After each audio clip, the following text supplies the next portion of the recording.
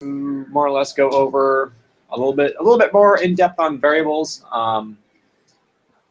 So especially since there's only 2 of you guys, hopefully that'll let us like kind of come to a more complete understanding, because sometimes I don't do a great job of explaining these things. And then I want to talk a little bit more about kind of functions and just kind of do some practice, and yeah, get that in, maybe work through some of the homework and like see where you guys are like doing well, see where you guys are struggling, and yeah, see if we can kind of make some more progress. So yeah, I guess can you guys, when I say the word variable, like what do you guys think of? Like x equals something. Yeah. What? So when you were saying things like x equals something, which you think is a variable. When I say the word variable, what do you think, Ilaria? Multiple options. I don't know. Okay. Yeah, that's definitely saying that. That's yeah, I really like that. I like both those answers. They're great.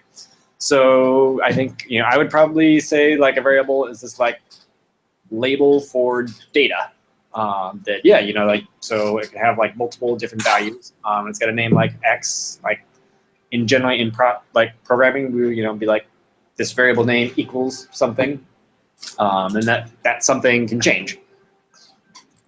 So you might have like, let me go ahead and screen share. So I'm going to spend a lot of time today. Actually, maybe I'll pull up another window so there can be a, I don't know what I want to do this. Yeah, I'm just showing this entire screen. Yeah, so I'm going to spend a lot of time. I could like bring up a little also small view of me. That'd be nice. Whatever. So I'm going to spend a lot of time today just kind of hanging out in the processing or the Python shell. So again, Control C to get out of here. That's it. There. So we just, actually Control Q, and space, open up a terminal. Do.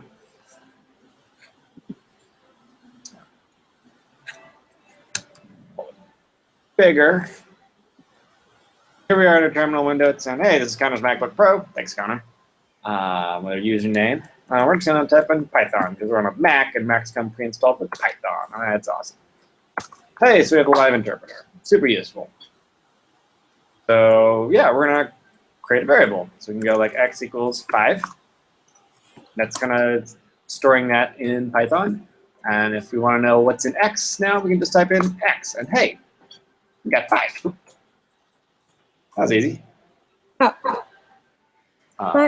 me see. Okay, I'm gonna share my screen. Yeah. Okay.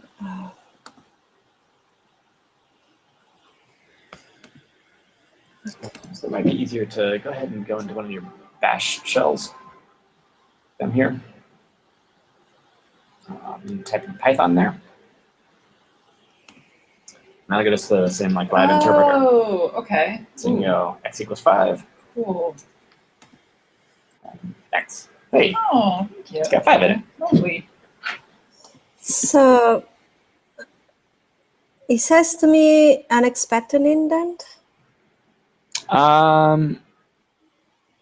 Yes, I'm seeing that.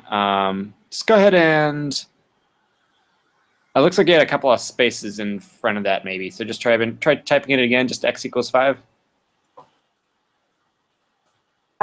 Okay. Yeah, there you go. I think anything that, if we start off, if we're like, I jump back to my screen. If I have like space x equals 5, yeah, or even just space x equals 5, it thinks, oh, I indented, which is like making process or Python think that I was trying to be in like some sort of code block, not just so like each level of indent kind of tells Python like, oh, you're in like a sub block of a big long thing of code. And so if there's any space, so like, if we're like def my function, if we just if we need some spaces to tell it, okay, like anything now that I type in like x equals 5 or whatever, return x, all that, since it's been tabbed in, since we have an indent layer, it says, okay, all of that belongs to my function. And then now when you get out of there, you go. No, that's fine. So yeah, so let's go back to x. We got 5 in it right now.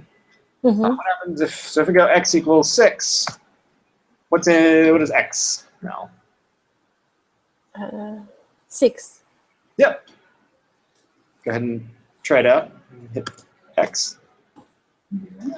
Yeah, and so this equals operator is basically saying x, whatever is on the right side of this equals, could be theta, because variables in Python don't have a strong type.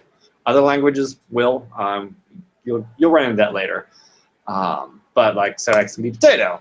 So now x has got potato in it.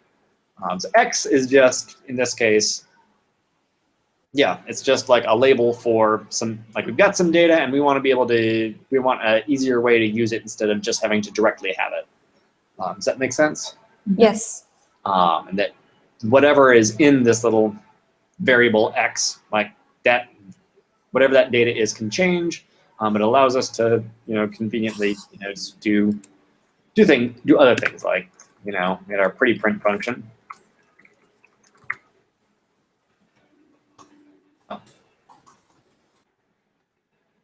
So how's that taken s? That's going to be print. I think 6 bases this time plus s. So we can go pretty print. So pretty print up here is saying we've got this variable. I take in a variable, and then I use that variable later. So when it's taking in, it's actually just being like, what's actually in the variable that I've got. So I can go pretty print garbage. So it makes sense that garbage then, so s becomes equal to garbage when I call this function. Yeah. Yes. Awesome. And so this kind of basically gets found in place. We also know that x is equal to potato, right?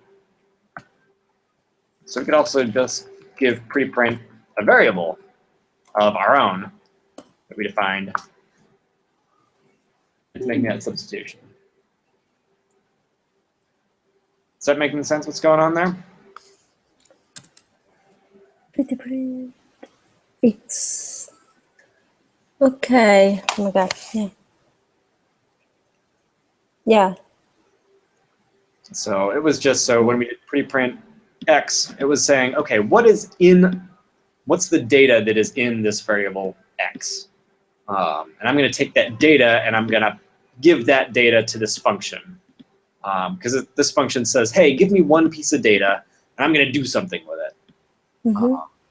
So we're like, okay, I've got a piece of data for you. It's whatever is in this box x. So we can be like x equals tangerine. I go preprint x. We get tangerine now. Okay. Is that making sense to you guys? Yes. So, can you guys kind of explain back to me what's happening in that in your own words? I create a function with a value like that can do something to a certain thing. In this case, the variable. I don't know. Yeah. I don't know how to call it. And then I specify what the variable is going to be, and then when I call the function, I get that variable with that has been changed by the function. So the function does something to it. In this case, we print it in that way. Sure.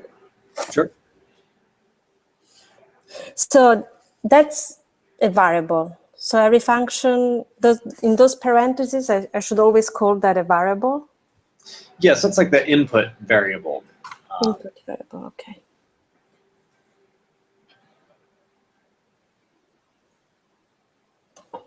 Oh.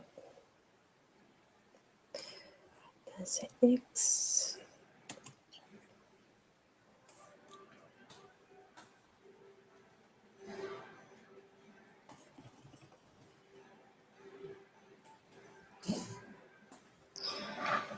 Now, there's a couple of different ways that we can get data into a variable. We'll create a new variable. So let's say y. We're going to get this error if we just try to figure out, this line here where we just typed in y. We're like, hey, like what's in this variable y? And Python's like, you haven't told me what y is. Is like I don't know what it is because we haven't, basically created a variable with it. We haven't put anything in it, which is what makes it into a variable. So let's get y equal to Python. Why not? Now, if you want to know what's in y, on the interpreter or in any of our programs, you can just like reference y, and that gives whatever we stick in. So that's one way. We stick something into a variable. We just say equals. Okay. So that's snaking it now. What's another way that we could get something into y? That's another way.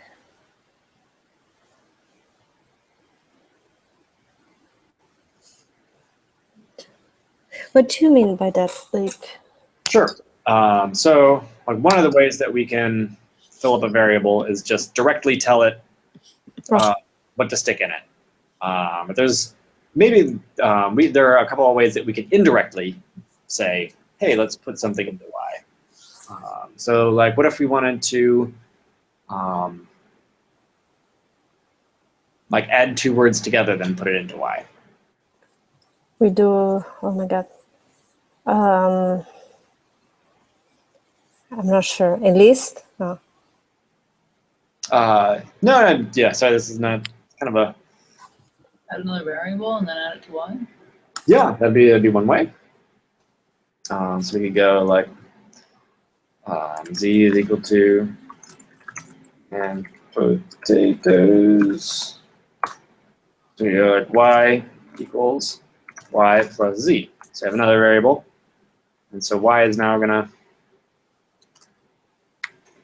Why snake and potatoes? So we got two important things going on there. Number one, everything on the right side of this happens before the left side, which is how we can actually like take a variable and do things to itself and stick it back. So we're saying, okay, take whatever was in variable y, add it to whatever was in variable z, take the result of that and stick it back into this box called y. Is that making sense? Yes. Yeah, so everything on this side of the equation just goes ahead and happens. So we could be like y is equal to fruit. It is confusing if you use the same. Yeah. I mean, I wonder when someone will write in this way. I will give you guys a great example of so like y is equal to y plus z. No, it's more like why you will use y for like both for the variable snake and then for the variable of snake plus potatoes. Right, so that's a great example. It's a great point. So far, we've been using like total garbage variable names because we're just making them up on the fly. So from now on, we will start using better ones. So we might have variable meal ingredient. Yeah. Spelling is hard. So we might call it meal ingredients. Meal ingredients is equal to.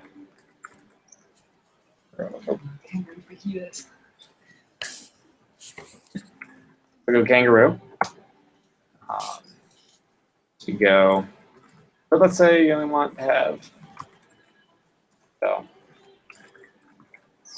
some ingredients. We're going to have like just kangaroo. And since we're just kind of futzing around with strings right now, let's go ahead and plus and go ahead and add that to itself. So now meal ingredients is kangaroo and peppers. Make this a little bit wider so you have a little more screen real estate. So does that answer? So hopefully that gives a little bit of insight. So we might have something that like, okay, we're starting to build a string or something. It's like we have this string that we want to fill with like our recipe or whatever. And as we go through multiple lines of code, we want to, okay, we're going to start with kangaroo, then we're going to, add something else to it. So like, and peppers, and then we might go add to it and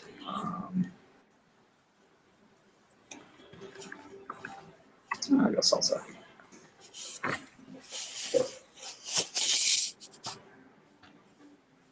So each step we're adding more and more things to our meal ingredients string. Oh. And so this kind of way of taking a variable,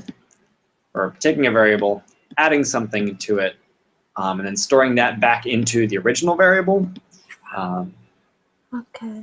It's preserving what you already have incorporated into it. Yeah, it's just like a way to add things. Something that you're going to see a lot.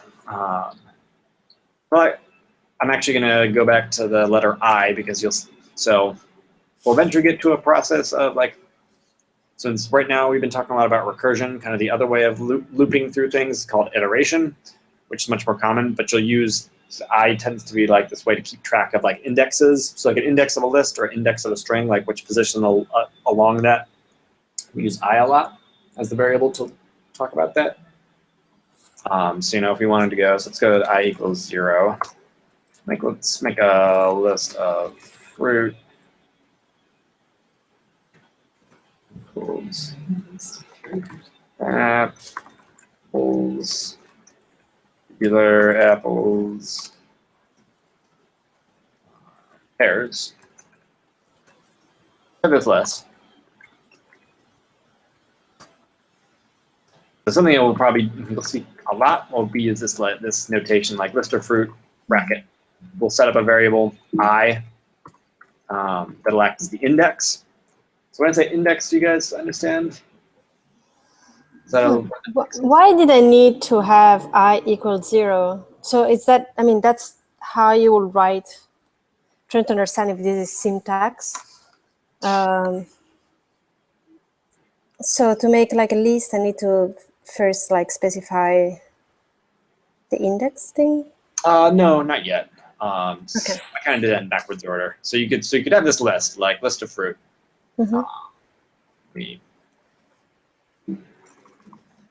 So on the Python interpreter, you can press up and down, and you'll get like the last thing. Like it'll give you what you last typed in.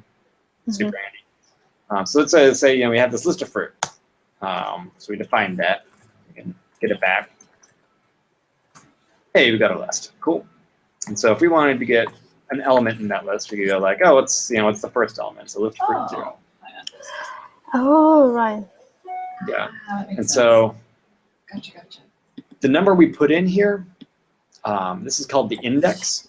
So the index of this is 0. The index of the second element is 1. The index of the third is 2. So that word index, when we're talking about lists, and even so, like strings are kind of a special case where a string is just like a list of individual letters. And so you like. Sorry. No worries. Oh, thank you.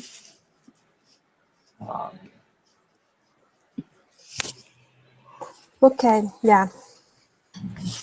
So we have this. So we have this list, and we want to like maybe go through the elements of it, And so instead of being like list of fruit 0, list of fruit 1, list of fruit 2, whatever, we might set up a variable. A lot of times we'll call it I, or we can call it index. So we'll call it index here. So let's say index equals 0. So now we can go to fruit. Instead of putting a direct number in there, we can stick in a variable like index. So index was 0, and so list of fruit at index 0. Now we can go index. We can go index 1, but we can actually go index is equal to index plus 1. And that's just going to add 1. Every time we run this line of code, it'll just add 1 to index. Oh, okay. That makes sense, right? Regular apple. Yeah. And so we can go then get our list of fruit.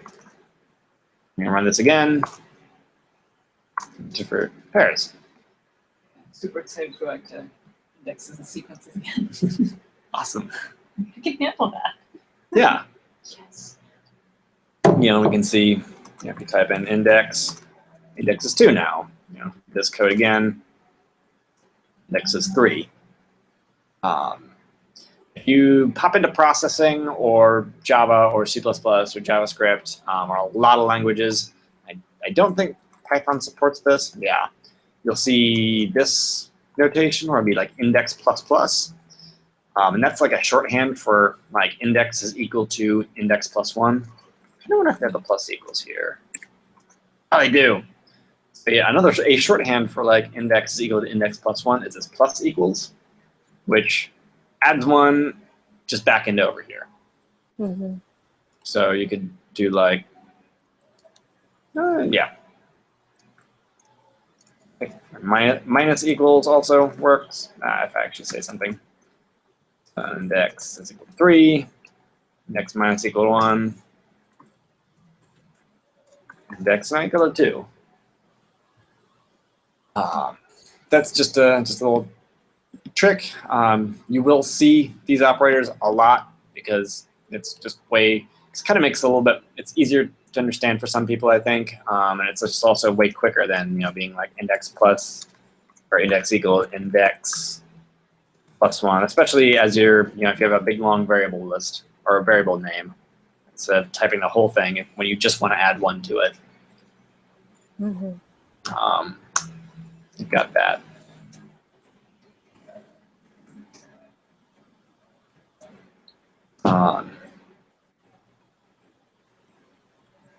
Yeah, and so yeah, I guess one of the, trying to think of a good example for this. One of the important things to know is that like, so let's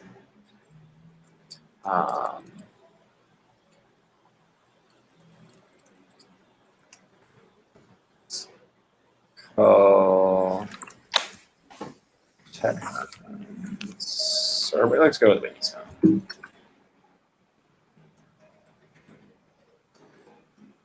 State is equal to Washington, right? So one of the things we can do is we can go and state is equal to.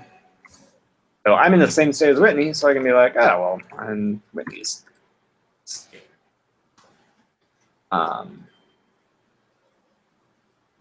So now, what do you guys think happens if Whitney decides to move to California? What's Chatham's state going to be? California. No.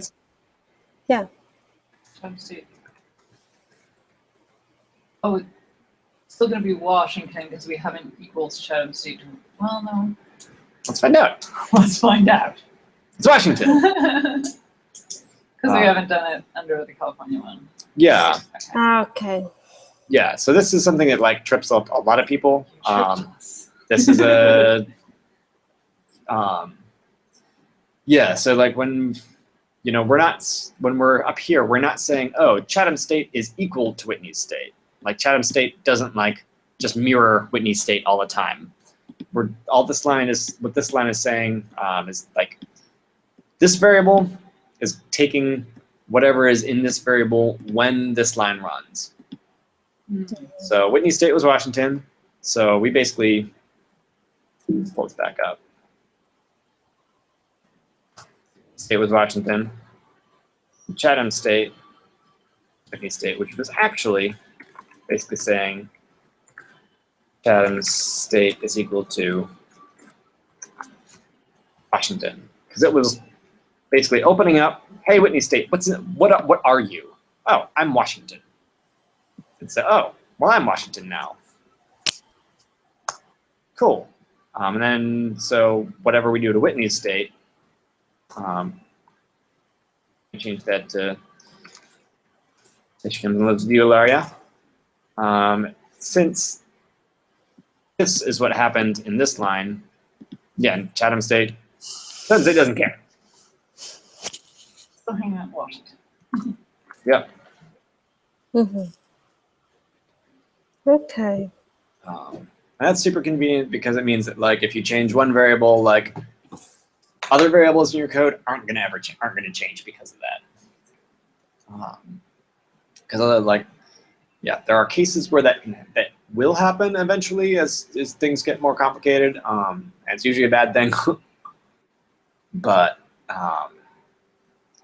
yeah, so basically variables hold data. And when you type them out in your code, you're basically set, like, when that actually runs, it just substitutes whatever data was in here. If it's on the right side of this equals sign. But yeah, it sounds like you guys have this. Is that making sense to you guys? Yeah. Awesome. Because yeah, this is a huge thing that, like, confuses a lot of people. Yeah, the problem is remembering it. Sure. Yeah, and so I guess let's talk a little bit about variables, or let's talk a little bit about functions again. So,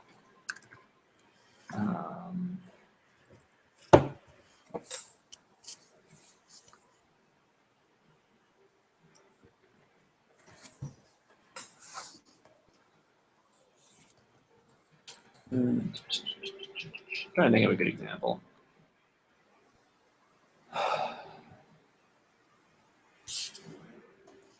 Let's just go with pretty print again because it's on my tongue.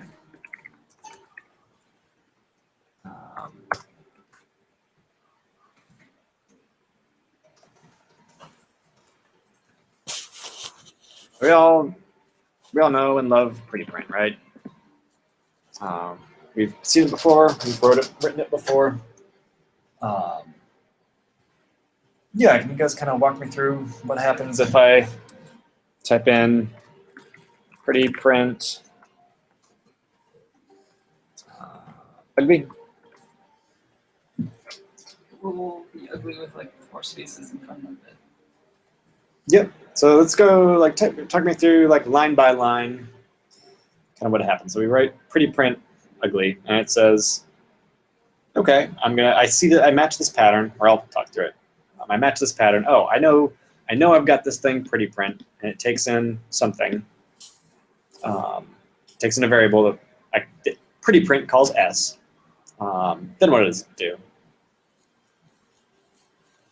And it outputs it prints a few state spaces.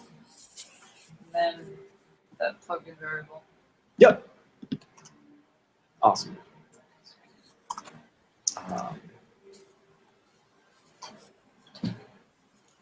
Let's write a new function.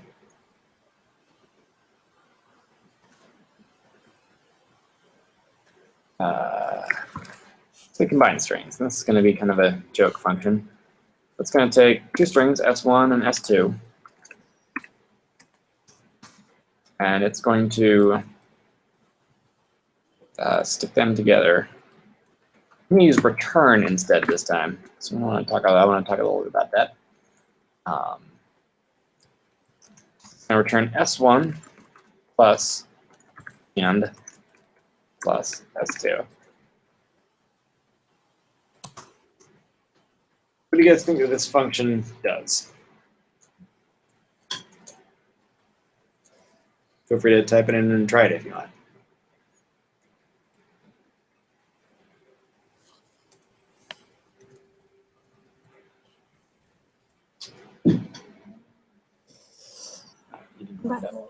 function now that I think.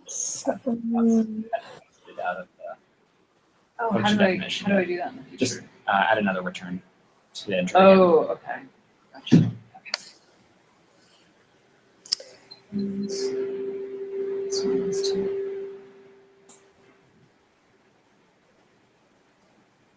We haven't defined S1 and S2. That's correct. We haven't. So S1 and S2 here are, we're basically defining now. Here, we're saying, okay, they exist. These are going to be the input variables for combined strings. So we're saying up here that, okay, I know once I get into this function, I'm going to have, whoever calls me is going to have to give me some data to stick into S1, and it's going to have to give me some data that I can stick into S2. Mm-hmm. So yeah, then what's this function going to do? Add 2 words together. Yeah. How's it going to do that? I don't know. Well, it can't yet because we don't know S1 and S2. But just like in principle, like it just takes whatever's in S1 and adds the word and, right? Mm-hmm. And then adds whatever's in S2. Yeah. So that's, this function takes in 2 strings, it spits out, and it gives us back. This is the important thing. Return gives us back data. It's going to give us back, yeah, S1 and S2. So we can go combine strings is carrots. And give us back this string and carrots. And what is the difference between return and print? This is an important question. So print does what it says in the box, and print just takes some data and prints it out to the console. So in this case, this is the console that we're working with. So print whatever says, okay, I'm going to take that and I'm going to print it back out. Why is telling me this indentation error again? What you got?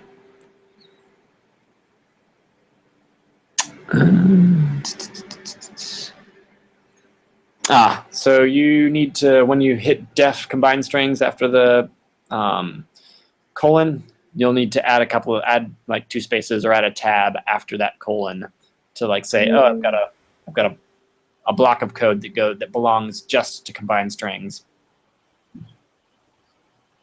Mm. So it looks from MySpace like you tried to do def combine strings on S2, and then just from here tried to go return S1 plus and plus S2. I get the indentation error because if it's at the same level as the defined, so this basic level is kind of the global scope. This defines, so any variable that we've ever used still exists. X tangerine, Y snake and potatoes.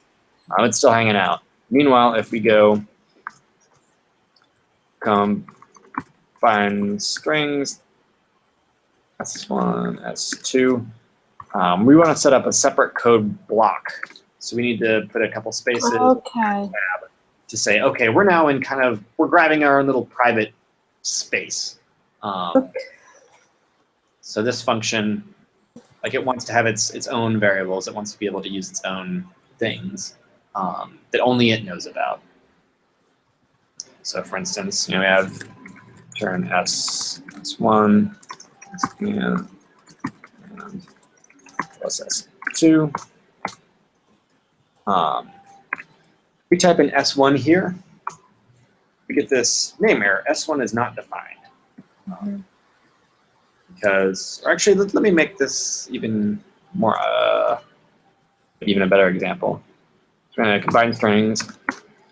So we're going to create a variable joiner, which is just and.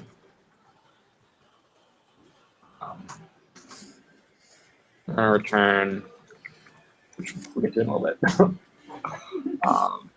S1 plus joiner plus S2.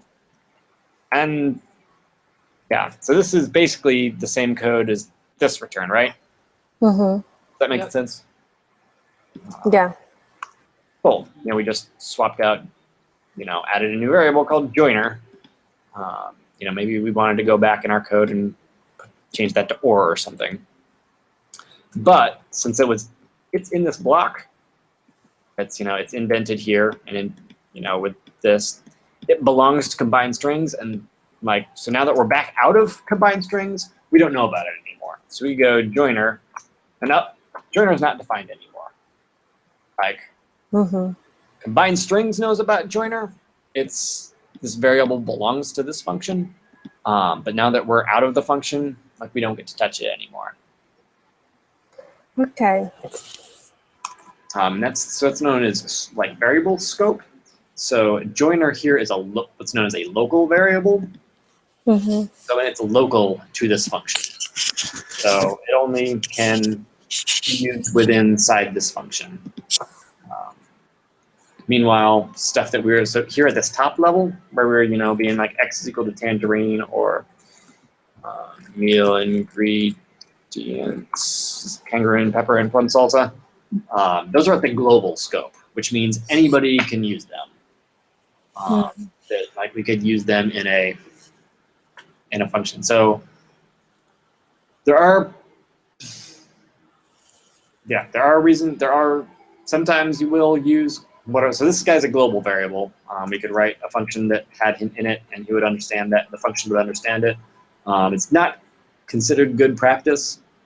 Generally, there are times that you'll use it, but for the time being, kind of avoid that. We basically, if we want to have data from the global scope, we want to pass it into a function as one of these guys. So if we want to get function from outside of if we want to get data from outside of a function, we use an input variable to stick it back in. Okay. But don't get hung up on that yet. It's not going to be on the test. But yeah, so let's talk a little bit about print versus return. So we talked about print. Mm-hmm.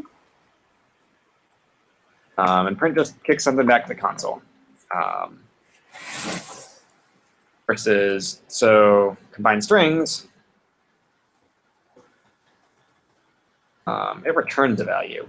So it's a little shorter on our screen.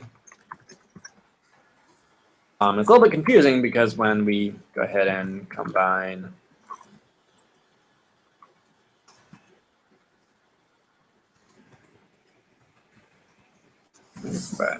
peanut butter and jelly, derp. Combine strings, hey, it gives us back. It seems very similar to print, right? Mm-hmm. But one of the things you'll notice is that it's giving us back, it's showing us in quotes, which is a little bit different than print. So that's kind of that's the first clue that something's different is going on. So the big difference is whereas print is just taking whatever we're throwing at it and just says, okay, print it at the console. What return is doing is it's saying, okay, I ran this, I took this input, I came back with data. So very similar, like if we type in,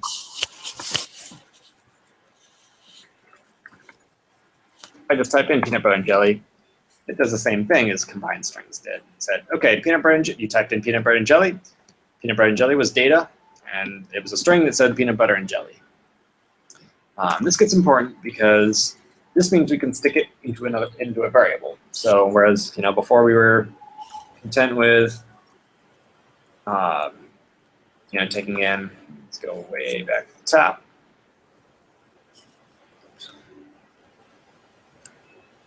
And we had meal ingredients for saying it's kangaroo, and then meal ingredients is equal to meal ingredients. So we had these two ways of getting data.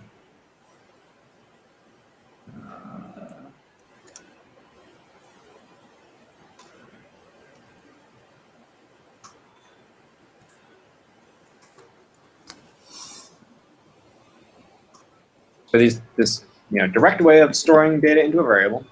We had this like indirect way of storing data into a variable. Now we have this third way, which is having a function give us data that we can stick into a variable. So we can maybe create a sandwich variable.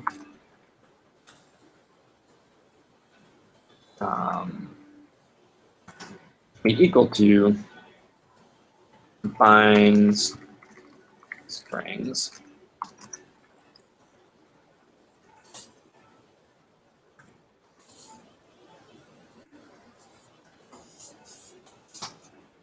And since it didn't print anything out, so we ran combine strings, but instead of taking what we returned from combined strings, this return S1 and S2, instead of getting it kicked back to the console, it went ahead and stuck that data into sandwich.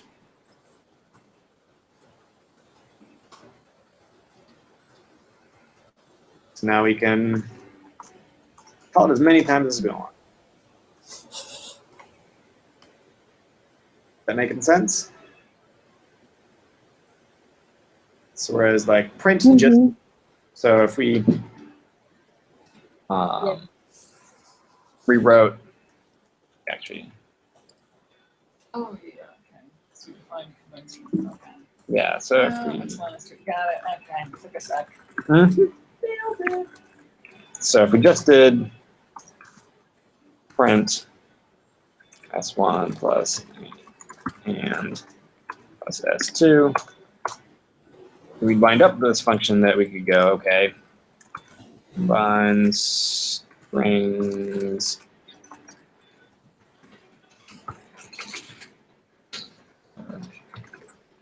salts vinegar. And we got the string salt and vinegar. That was cool. But if we tried to put it into a variable like chip flavor, we can do that, or it'll print out salt and vinegar, but chip flavor doesn't have anything in it. Because this didn't return anything, it just returned like, which you'll see other way in places called like a null return or a void return. So it just returned like nothing. So we told Python that, oh, we've got this variable called chip flavor, and we're gonna define it, and we're gonna stick something in it. But we're gonna stick something, but there's no return on this. So combined strings just takes some stuff in and prints something, and then doesn't give anything back. So now chip flavor is like, okay, I'm equal to nothing, because combined strings didn't give me anything back. Now it's just printing. Is that making sense? Almost. Yeah. So we redefined combined strings. So all combined strings does right now is it prints to the console. Like print is just letting us know. Oh, instead of returning. Exactly. If it returned, then we'd be able to keep calling it up. Yeah. Rock and roll. So if we returned it, we would actually get data to stick in chip flavor. Instead, we got nothing to stick in chip flavor. Let's see if null's not defined. Let's see if void's defined. Neither of those are defined in Python as explicit constants, but yeah.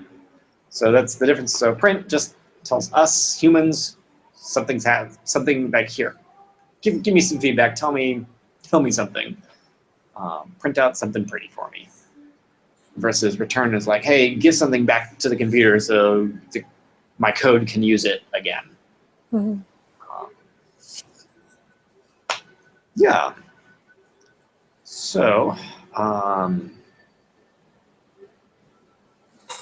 yeah. Do you guys want to poke around on some of the homework? Sure. This has been here for an hour. So, yeah, it seems like pretty print you guys have a handle on that. Glitter print seems like you guys got all that.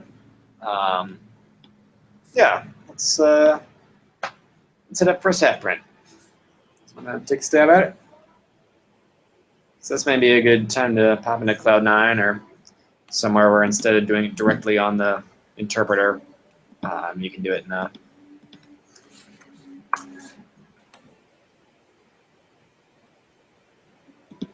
The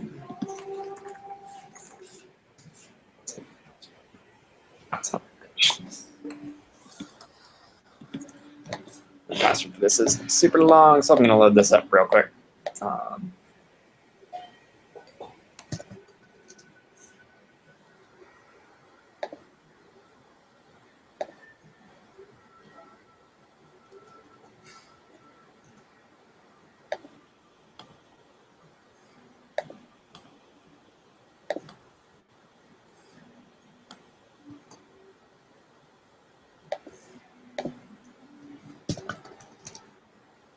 Yeah.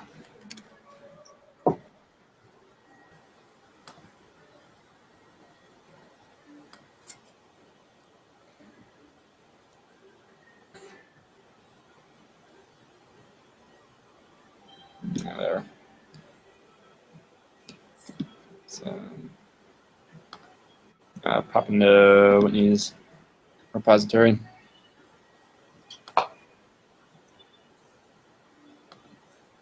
So I did a workaround for this one. Oh, yeah? Yeah. Which did not completely work for all of them. Sure. But it accomplished some things. Nice. Yeah, so let's open up a new file.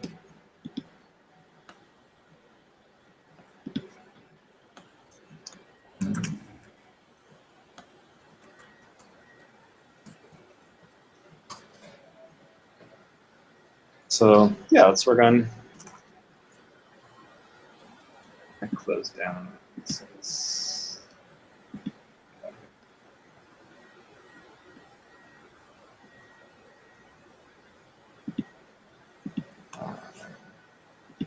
yeah, so we're doing first half print. So we're printing out the first half of a string.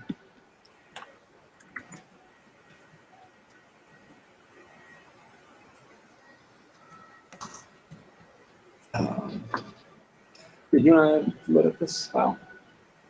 Yeah. In classexamples.py.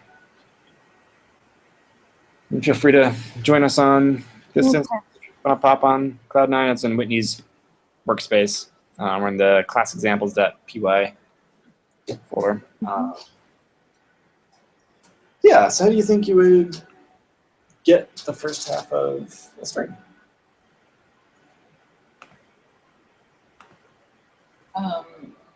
Like length divided by 2. Let's start with that. Let's get a variable that stores length the string divided by 2.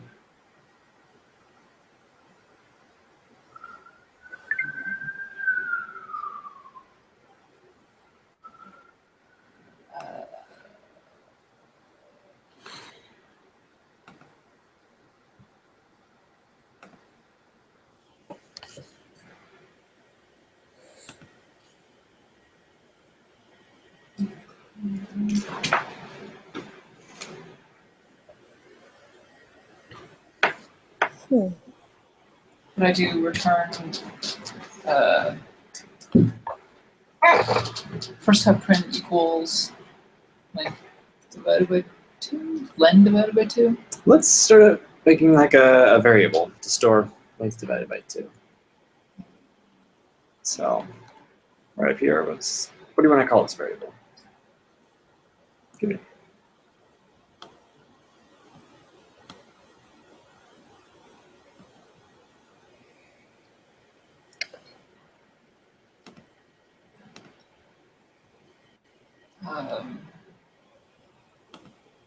Word part. No, it can just be anything. Yep.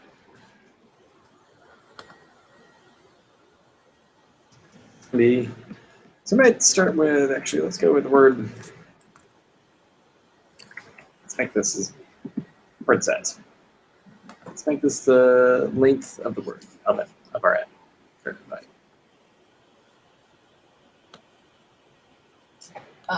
So word size equals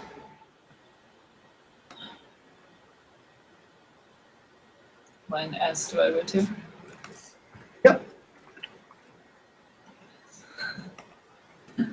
Now, go with half word.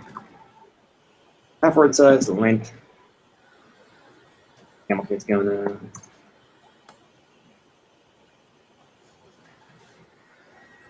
Cool. So let's just print that out. That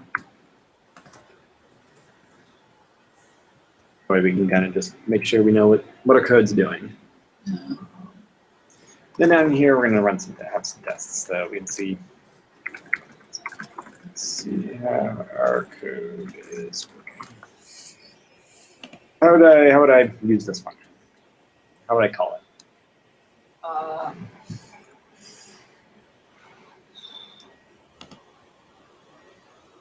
First half, and then in parentheses, fire truck. Awesome. Good job. Okay, I don't have any shared Python workspace that appears here. Screen share your screen. Sure. What's that? Sometimes you have to sign into Cloud9 twice. Okay. Oh no, where is it?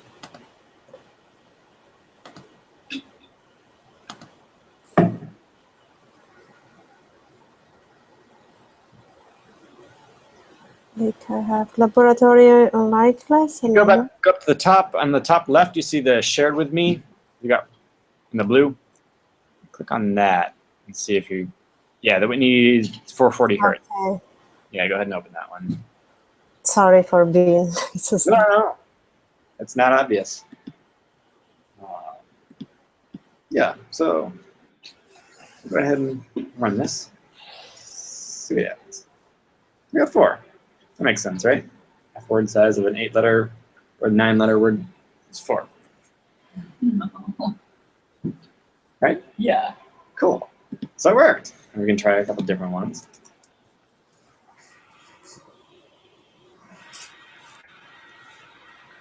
That's going to give us 4 and 2. Makes sense, right? Might even put some those statements.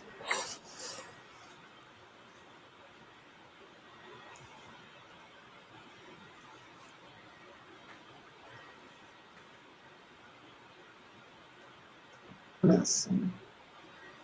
Hey, fire truck, got 4. Okay.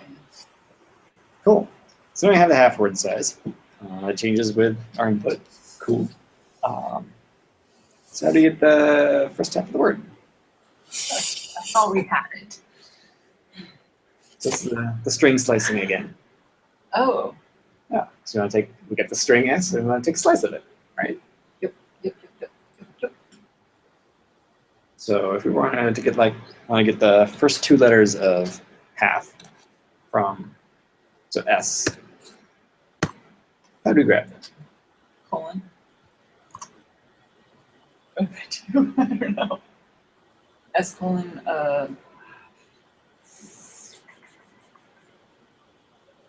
1 and 2.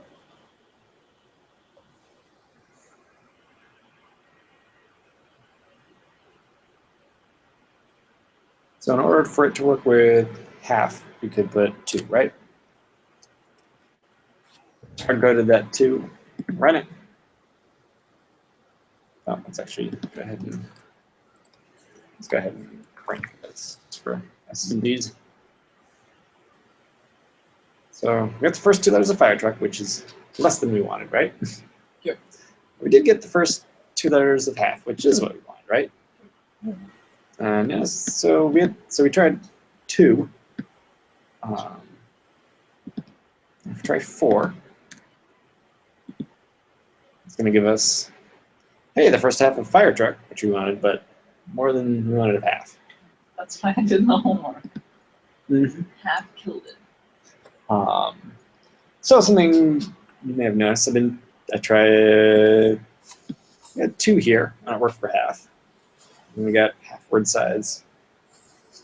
And then 4, which we're printing out on this line, half word size. It's getting the right answer for fire. Half word size just hanging out here.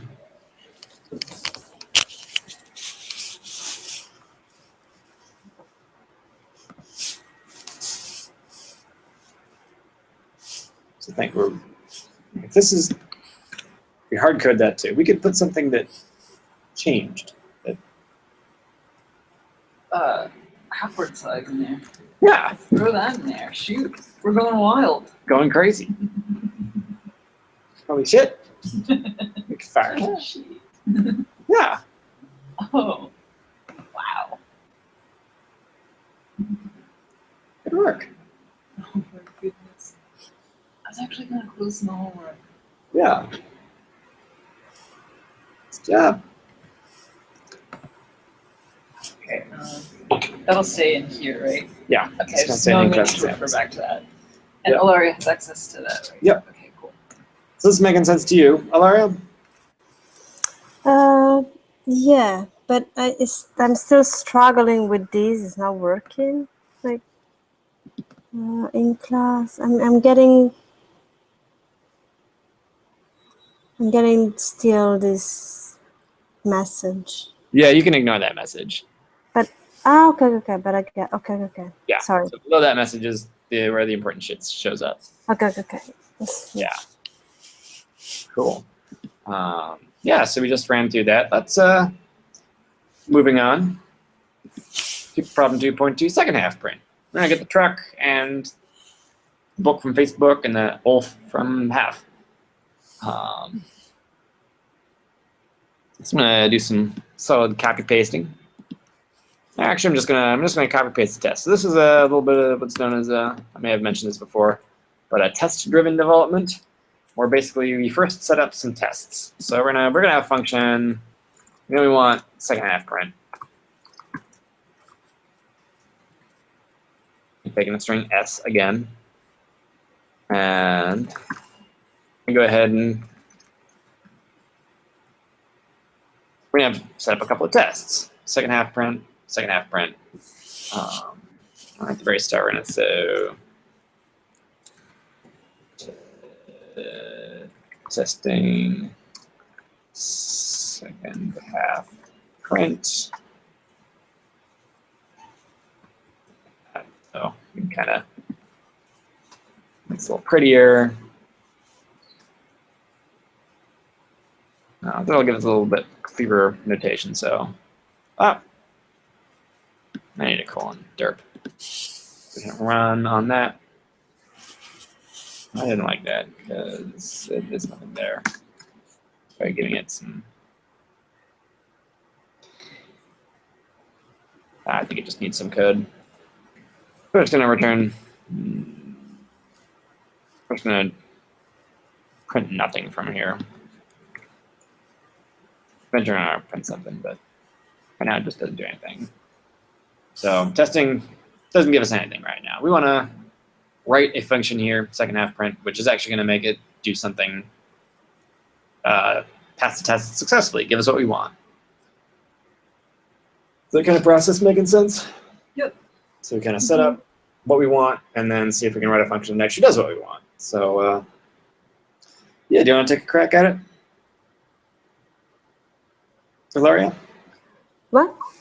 You want to take a crack at writing second half print here? What do you mean? Crack. Do you want to try writing second half print? Wrote us first half print. You mean like I think? Oh God, I forgot. I remember I did this in the homework. Sure. It's pretty. You can probably just copy paste most of first half print. Yeah. I remember. Okay. This because there. I don't remember this. I don't remember this part. Okay, this.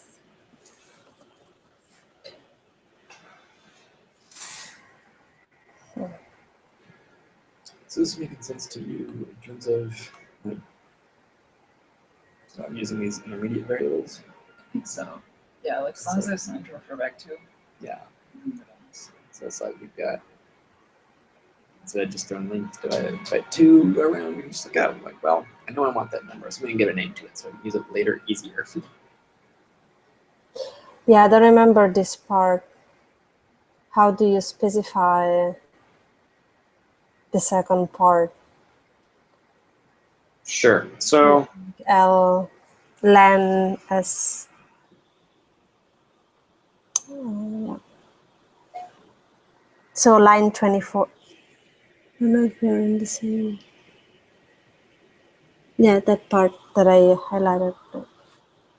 yeah, that looks great. I don't remember. Yeah, that part. How I should modify. Well, let's see if it works. Let me move this back up. I'm gonna clobber what we already got. So we're not redefining our function. Yeah, let's see if it works.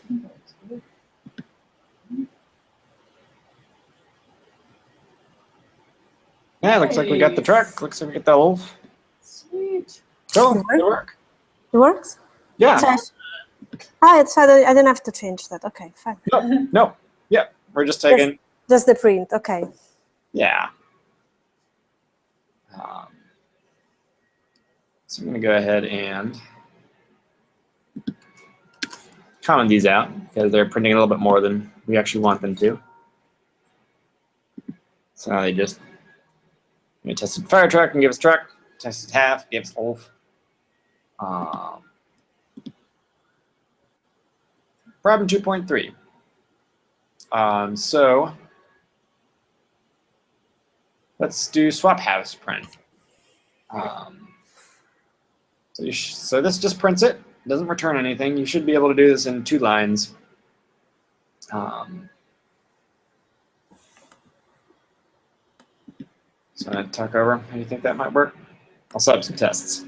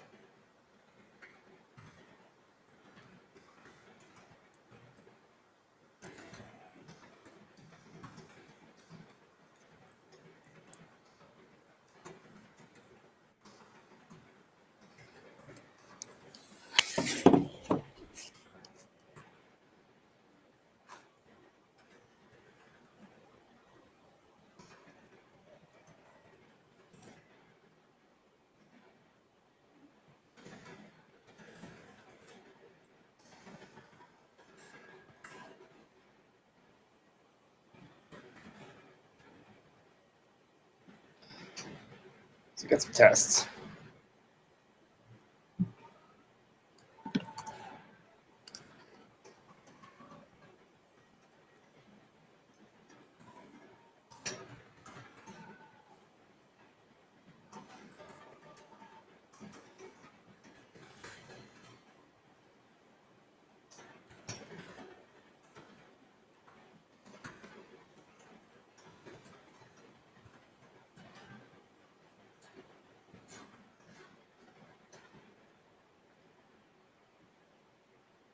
And so F right that function.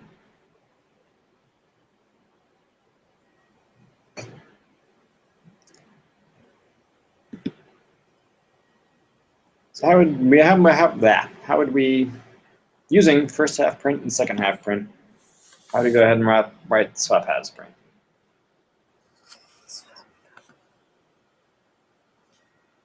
I just printed second half print plus first half print. Yeah, do it. Type it in. I forgot on the screen too. I don't need to print it either because it's. Is it? No. So I need to add an S in there. Sweet.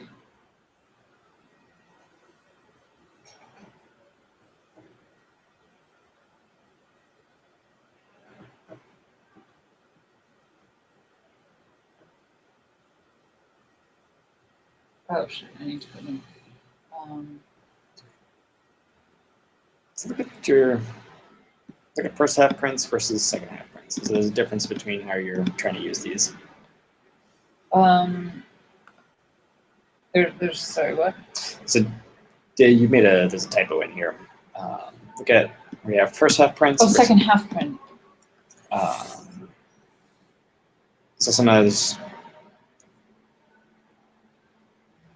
yeah. There we go.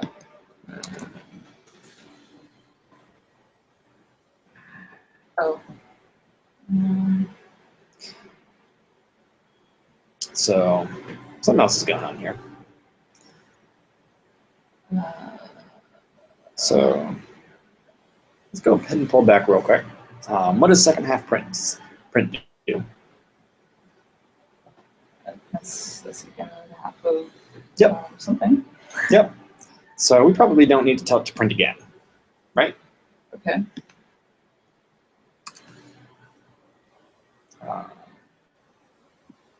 So what happens if we just call these two functions one after the other?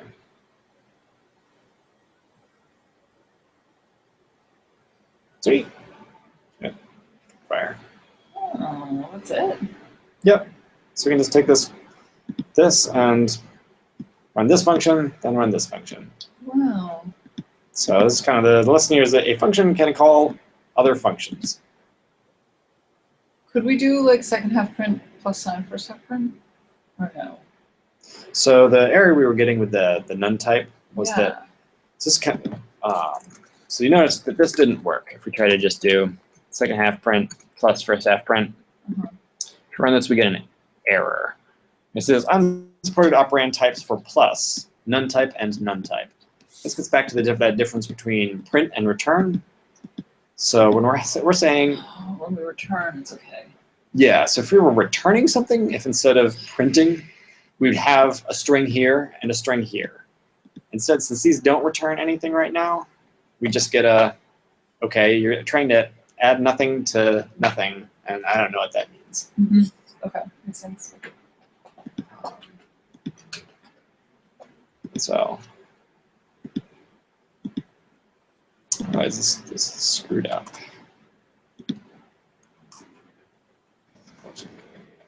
Sorry about that, everybody. Let's move on to get random fruit. Everybody's favorite. Oh my goodness. So, kind of the key insight on this guy was, you know, we had this function, and we use it, and inside this function we were just calling some other functions, right? Mm-hmm. So we've got our get random fruit.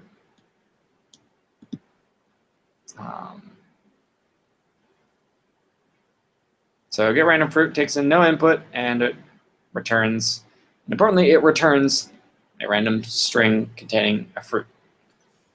So we're going to have a list of fruit. So let's go ahead and start this function.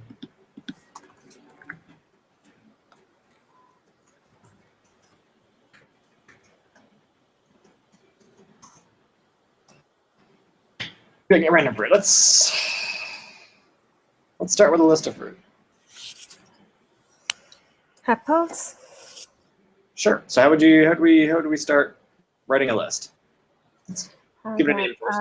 Well, my list and open, or like the name for the list, like fruits, and then equal open square.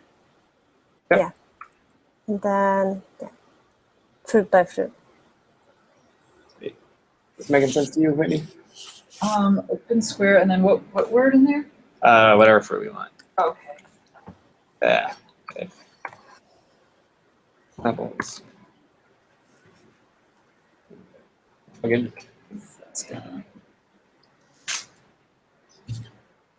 Cherries. No? Just apples and mango? What's that? Just two fruits? Yeah, feel free to add more. Okay.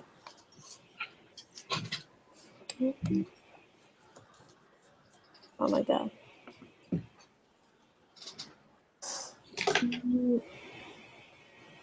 Okay.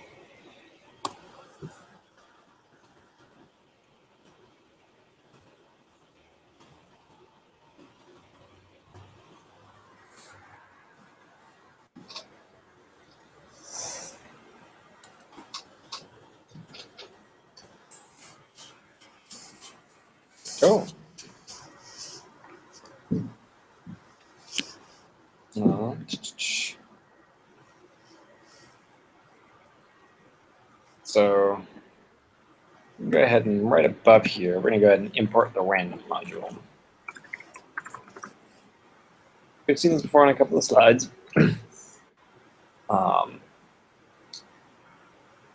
So how would you pick, let me back up.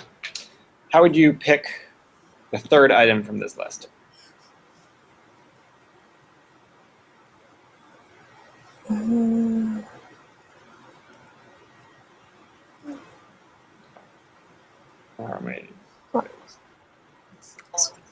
So it will be number 2, right?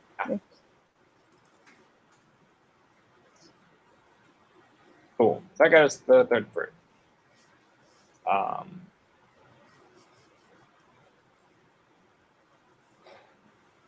So that's halfway there. So go ahead and we're just rename this picked fruit. Yeah, picked fruit.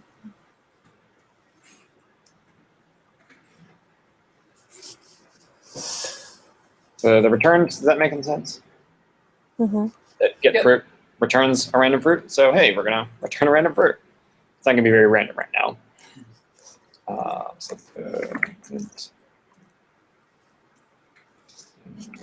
get random fruit.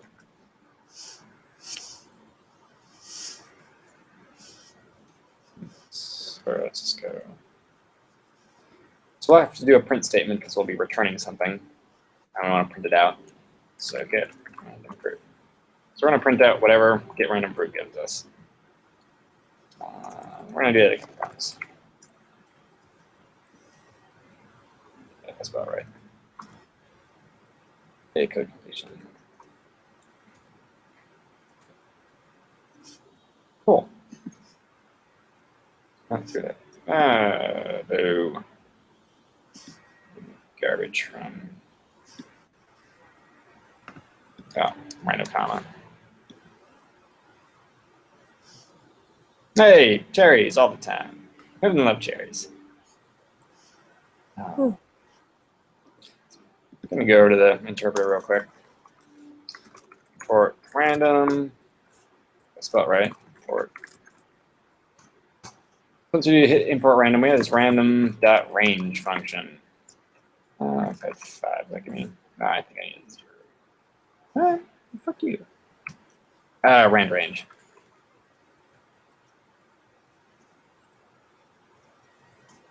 So let's plug it away with rand range. It's giving me random numbers from 0 to 4 with rand range 5. This is just in a bash window. This is just in the bash still in the Python interpreter. Plugging away, making random numbers. So, and then similarly, if I had rand range 3, give me randoms from 0 to 2. A lot of 2s. 2s.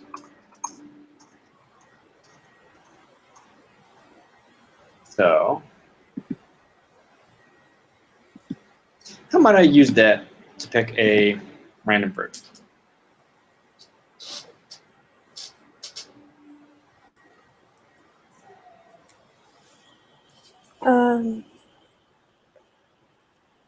Pick fruit equals random.range. Yeah, it was. Someone has it written out already.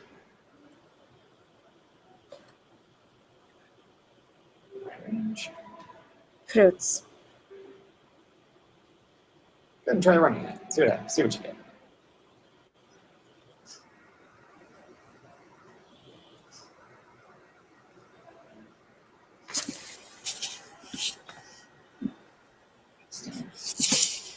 So you got a bunch of numbers. I guess I should do 5. Okay, so I got a bunch of numbers. Makes me think we're close to something. Definitely close to something. Okay. Random.range fruit : 5. I don't know. Try it out. Fruit. Doesn't have to be in brackets. It has to be in brackets.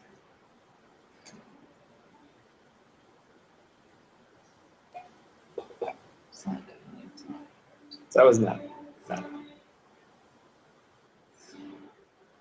trying to pick fruit.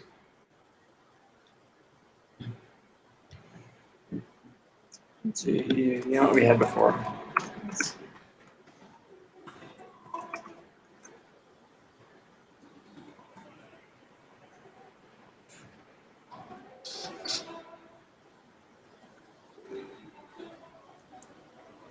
How we got the third item in our list, right? It's picked. Could we put random.range in the brackets? Give it a try. Thinking.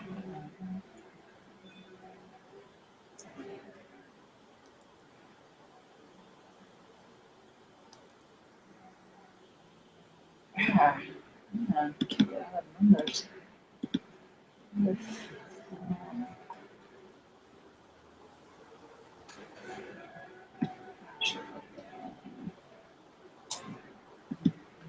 So rand range needs to take in a number because it's a function, right?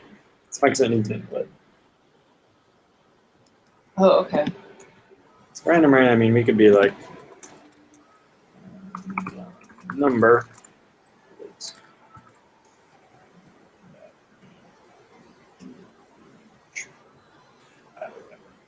Right? Mm-hmm. So let's do that. Oh, it's still doing this. So if we get the 2 out there, right?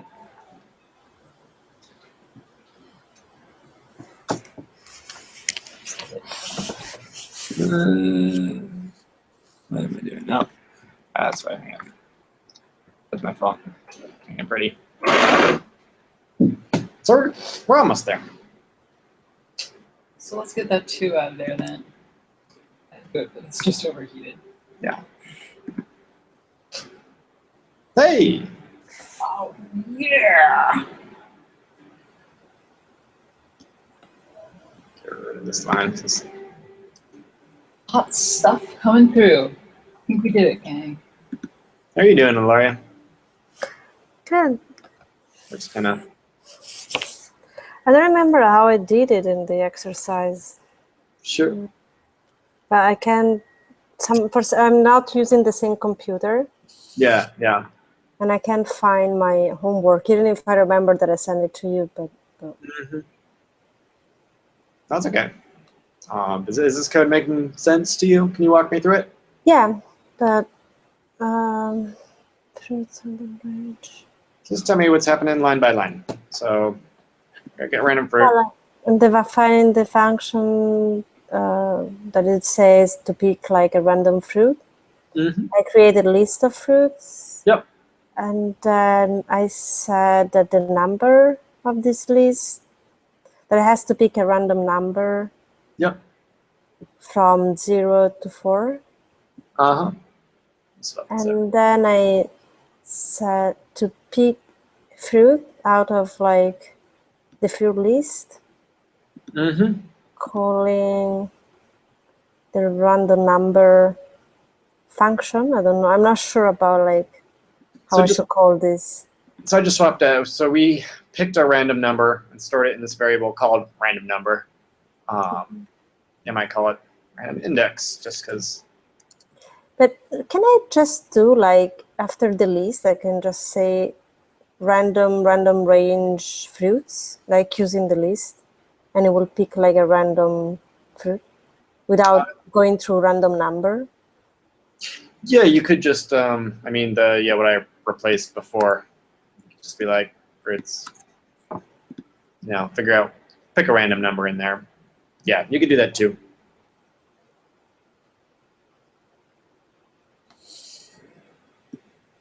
So we could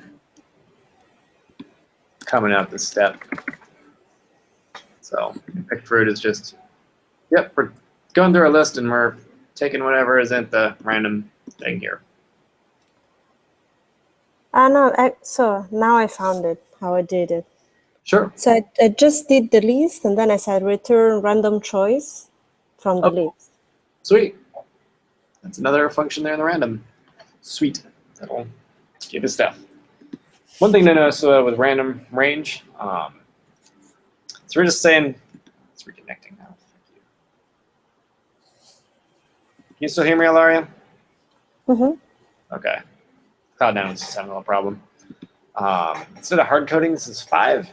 We can also go when fruits. 'Cause the length of this list is 5. So kind of whenever we can, refer to things or get numbers, if the number refers to something like this 5 here, replacing that with just the length of fruits, because that's actually what that 5 means, right? Mm-hmm. Yeah. Does that make sense, Whitney? Replacing that number with what? So we had this, rand range of 5 because we have a 5-element list. Yep. Well, that's 5 is like what this 5 really means is, well, we have 5 elements in this list, which is the length of the list, right? Yep. And so instead of hard coding it as 5, it's probably better if we just say, okay, we just want random range from 0 to the length of our list of fruits. Got it. And that way we could, if we go later and, add something to the kiwis on our list, our code automatically still works. Mm-hmm. I mean, there are many ways to do this, right? Yeah.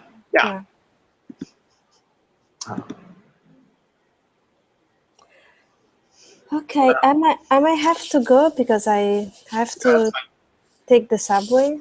Yeah. No, thanks for joining on in. No, thanks a lot for this refresh. Yeah. Seems like so. Hopefully it was a productive session. Hopefully most of that variables. Okay. No, am I back? Okay. Yeah. All right. Okay. Bye. Bye, Loria. See you next week, and you'll be sending out homework or we'll be finishing this. I might. I'm not sure yet. Depends on how much free time I've got. I've got an event Friday. Yeah. So. Okay. But cool. Yeah. If I got a homework, it's going to be stuff with logo and the turtle program in Python. But I think since nobody finished this homework, I might. Yeah. Me neither. Yeah. Keep people on this one. So. Okay. Cool. All right. Bye. Back to screen share.